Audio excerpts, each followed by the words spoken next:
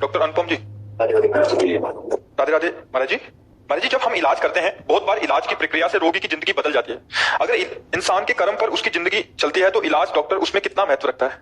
वही औषधि काम करेगी, वैसे ही डॉक्टर मिल जाएगा जब कर्म का संयोग ठीक होना होगा। और जब कर्म का संयोग नहीं होगा तो आप लाख उपाय करके देख लीजिए, ऐसा नहीं कि आपके हाथ से सब जितने आते हैं वो सब स्वस्थ हो जाएंगे, ऐसा नहीं हो सकता।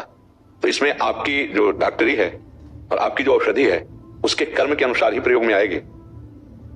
अगर उसका कर्म है स्वस्थ हो जाने का समय आ गया है तो आपका उपाय बिल्कुल 100% फिट बैठेगा जाके। और अगर उसको दुख भोगना है तो सारे उपाय कर लीजिए, उसको दुख भोगना ही है। यहाँ ऑपरेशन होना था डायलिसिस का, पेट का होता है ना, सब चीज व्यवस्था थी, बहुत उत्तम व्यवस्था थी नैती में। अब कहां से इन्फेक्शन किसमें हो गया, ऐसा पूरी तरह इन्फेक्शन हुआ कि मतलब 22 दिन जो इन्फेक्शन का इंजेक्शन लगता है ना, वो भयानक कष्ट भोगना पड़ा। अब उसमें डॉक्टर को बार बार वहां से कह रहा हमारी कोई चूक नहीं, तो हम कहा नहीं नहीं बिल्कुल उनसे कह दो कि आप बिल्कुल परेशान ना हो। वो डॉक्टर को तो बहुत संकुचित थे, उनका मेरे द्वारा कोई ऐसी गलती नहीं हुई, पर कैसे इन्फेक्शन हो गया वो भोग था। फिर रामकृष्ण मिशन में दोबारा ऑपरेशन, फिर यहीं का हुआ, इन्फेक्शन हटाया गया, भयानक कष्ट था।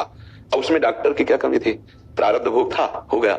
अच्छा, अब संयोग ठीक होने का आया तो ऐसी संयोग की स्थिति बनी कि एकदम ठीक हुए। फिर यहाँ से डायलिसिस के वो सब बंद हुआ, यहाँ से शुरू कर दिया गया। यहाँ का होता है ना गले कैसे हुआ, 30 मिनट में ऑपरेशन हुआ, डायलिसिस शुरू हो गया 30 मिनट में। जरा सा ऑपरेशन के पीछे महीनों ऐसी भीषण कष्ट कि हम कैसे तुम्हें बताएं। पूरा ट्रीटमेंट क्या है, डॉक्टर की कमी या औषधि की कमी या कर्म की कमी। 6 महीना बाणों की सैया पर भीष्म जी पड़े, कष्ट सह रहे। तो उसमें आपका जो विवेक डॉक्टरी का है, आपका जो औषधि है वो वही काम करेगी। जब समय उसका पूर्ण हो गया है, प्रारब्ध क्षय हो गया पाप का, तो हमें लगता है प्रारब्ध भोग जो है अवश्य भोगना पड़ता है। अगर हमें लिखा है कि 10 दिन आपको दुख भोगना है तो वो इन्फेक्शन हो जाएगा, वो परेशानी हो जाएगी, वो दवा विपरीत हो जाएगी, आप लाख उपाय कर लो, उसे 10 दिन अस्पताल में भोगना पड़ेगा। और अगर उसके ठीक होने का समय आ गया है, हर विधान फिट होता चला जाएगा, ठीक होता चला जाएगा। सब खेल कर्म का है। आप देख लीजिए, कोई भी डॉक्टर नहीं चाहता कि मेरा मरीज बिगड़े, लेकिन ऐसा होता है। मरीज का सिस्टम बिगड़ जाता है, वो मरणासन में पहुंच जाता है, डॉक्टर हर उपाय करके हार जाता है। कहीं कहीं बड़े सीरियस मैटर में वो ऐसे चुटकी बजाते हुए उसको सही कर देता है। इन दोनों बातों का जब हम जोड़ करते हैं तो वही डॉक्टर है, और वहां ठीक कर दिया वही डॉक्टर है। नॉर्मल समस्या का समाधान ना होकर वो बहुत लंबा खिंचा और कष्ट होगा, दोनों में कर्म का भोग है। उसका कर्म का भोग संपन्न होने जा रहा है, योग बन गया, उसका कर्म बढ़कर के भोगने वाला है, वो लाख उपाय कर रहा है। अब ऐसे लोग जो अज्ञानी जन होते नहीं जानते, डॉक्टर का विरोध करने लगते हैं कि तुम्हारी कमी से मेरा बेटा मर गया, तुम्हारी कमी से ऐसा हो गया। नहीं, हम कहते हैं कि कोई ऐसे होते होंगे जो प्रमाद करते होंगे, लेकिन ऐसा मुझे कम समझ में आता है कि किसी डॉक्टर को अपने मरीज के साथ धोखेबाजी करने का भाव कैसे आ सकता है। जैसे वो ऑपरेशन थिएटर में जब जाया जाता है तो उस समय डॉक्टर ही उसका भगवान है, डॉक्टर ही उसका जीवन है, कोई परिवार का तो होता नहीं, और वो बेहोश जैसा ही रखा जाता है, मानो एक मुर्दा। अब डॉक्टर क्या व्यवहार करे, पूरी छूट है ना।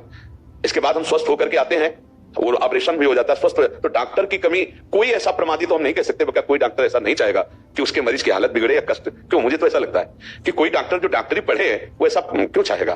पर कभी कभी ऐसा हो जाता है कि बहुत प्रयास करने पर भी असफल होता है, कभी कभी ऐसा हो जाता है कि ज्यादा प्रयास न करने पर भारी सफलता मिल जाती है। तो उसमें होता है प्रारब्ध भोग का क्षय। जैसे एक महात्मा के यहाँ एक फोड़ा हुआ और वो कैंसर जैसा एकदम, अमेरिका तक के डॉक्टर है, बड़े प्रसिद्ध महात्मा थे, अमेरिका तक के डॉक्टर है, नहीं ठीक हो पाया, 10 वर्ष रहा। तो एक झोला छाप डॉक्टर जैसे गांव के नहीं कहते, तो उन्होंने कहा कि अगर स्वामी जी हमको अवसर मिले, तो साधकों ने कहा अमेरिका जिसके बड़े बड़े डॉक्टर बुलवाए गए उनसे नहीं चाहिए, तुम क्या करोगे। बोले हम इतना विश्वास दिलाते हैं कि जो बड़े बड़े नहीं कर सके वो अब हो जाएगा।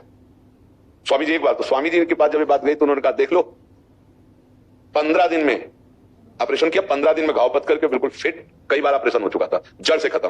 अभी झोला छाप डॉक्टर की बात है या प्रारब्ध क्षय की बात है? प्रारब्ध क्षय की बात। ऐसा संयोग बना, उस पर विश्वास आया और काम हो गया। नहीं, बड़े बड़े डॉक्टर भी तो ऑपरेशन किए थे, प्रारब्ध था इसलिए बना रहा। ये बात देखनी पड़ती है। प्रारब्ध क्षय है तो आपकी औषधि और आपका ज्ञान काम कर जाएगा, प्रारब्ध क्षय नहीं है तो उस जीव को भोगना पड़ेगा। आप लाख प्रयास करेंगे पर तब तक वो ठीक नहीं होगा जब तक उसका प्रारब्ध है, उसको भोगना पड़ेगा। आप समझ पा रहे, इसमें कोई संशय आपको? जैसे कोई मरीज आता है तो कभी कभार ऐसा होता है कि पीछे से इतना कुछ किया जाता है कि इस डॉक्टर को बुलाओ, ये टेस्ट करवाओ, यो करवाओ, और वो मरीज अगर बच जाता है तो फिर ऐसे लगता है कि सारा कुछ खुद ब खुद ही हुआ, ठीक है। और कभी कभार ऐसा होता है कि इतना कुछ करना होता है तो नहीं होता। लेकिन वो संयोग की बात भी लगती है कि जैसे इस डॉक्टर को ये उस वक्त वहां पे था, इसने वो वाला टेस्ट कर दिया। हाँ, एक आपको बात बताए, इसमें निमित्त कोई बन सकता है, प्रधान कर्म होता है। ठीक होना है ना, डॉक्टर मिल जाएंगे, औषधि मिल जाएंगी, सब वही डॉक्टर, और ठीक नहीं होना ना, असफलता मिलेगी। इसमें कर्म प्रधान की बात आती है, आप अच्छे से समझ लो। अवश्य में भोक्तव्यम कृतम कर्म शुभाशुभम, शुभ अशुभ कर्म का भोग। अब डॉक्टर और औषधि समय आने पर ही उसका काम पूर्ण होगा। समय नहीं है तो आप दवाइयां देते रहिए, करते रहिए, बदलते रहिए, वो भोगेगा। जिस दिन वो खत्म होगा वो बिल्कुल सेट हो जाएगी, दवा सेट हो जाएगी। अगर वो खत्म है तो पहले दिन से ही उसको सुधार शुरू हो जाएगा।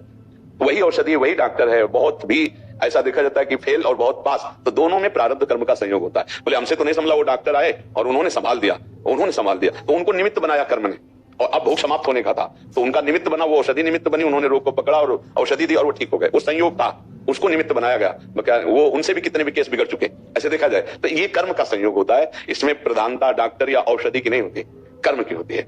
अगर आपका दुख भोगने का संयोग है तो भोगना पड़ेगा, वो फिर उसमें बढ़ता चला जाएगा, चाहे जितना आप उपाय करें बढ़ता चला जाएगा, और दुख अब संवरण होने वाला है, मिटने वाला है, ठीक हो जाएगा। तो ये पक्का समझो कर्म का ही इसमें योग रहता है। निमित्त बनाया जाता है, डॉक्टर है, औषधियां हैं, किसी भी व्यक्ति का किसी को भी निमित्त बनाया जा सकता है।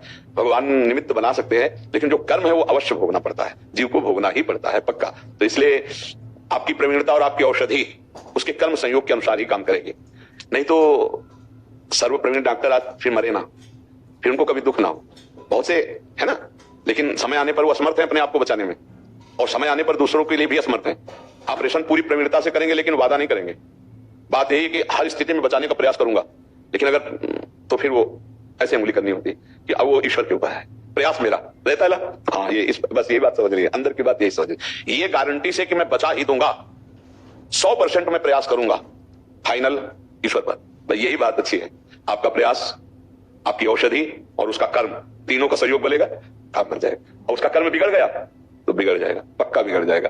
तो ये हम देखते हैं कि कर्म का भोग वो घटनाएं पैदा कर देता है, वो ऐसा हो जाता है। तो उसमें आप लोगों का कोई विशेष दोष या विशेष यश, दोनों बातें कर्म संयोग से आएगी। आपने मेहनत की, इसके बाद यश मिला, और आपने मेहनत की, इसके बाद आपको अपयश मिला, उसमें आपका भी कर्म सम्मिलित हो जाता है, नहीं हो जाता है। देखो कई जगह ऐसा होता है कि तोड़फोड़ शुरू कर देते हैं लोग डॉक्टर के प्रति, बहुत खिलाफत। तो वो कोशिश कर रहा था, प्रारब्ध भोग था, संसार तो नहीं समझता है ना, वो तो फिर गालियां बकता है। बन गया तो डॉक्टर बहुत अच्छा, अगर केस बिगड़ गया तो फिर गालियां और अपमान ये सब मिलता है बका। उसमें हमें लगता है डॉक्टर की विशेष, अगर कोई ऐसी प्रकृति वाला हो तो हम नहीं जानते, लेकिन डॉक्टर की विशेष गलती नहीं होती, वो प्रयास करता है, जीव का कर्म भोग भी होता है, उसको भोगना पड़ता है।